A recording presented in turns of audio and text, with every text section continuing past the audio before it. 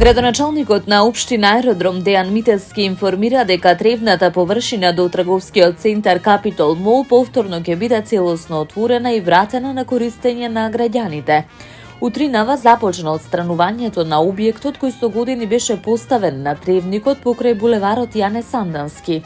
Овој објект функционираше врз основа на решение за поставување урбана упрема, издадено пред 10 години од град Скопје, чија важност е истечена. Бидејќи објектот нема важечко одобрение, тој ќе биде целосно демонтиран и просторот конечно ќе се ослободи за користење, истакна Митевски во објавата на социјалните мрежи. Тој посочи дека по отстранувањето општината ќе пристапи кон уредување на локацијата со современа урбана упрема, зелени површини и ново модерно детско катче. Додаде дека со овој чекор тревникот повторно ќе стане пријатно, безбедно и заедничко место за рекреација, игра и дружење, токму онака како што заслужуваат жителите на Аеродром.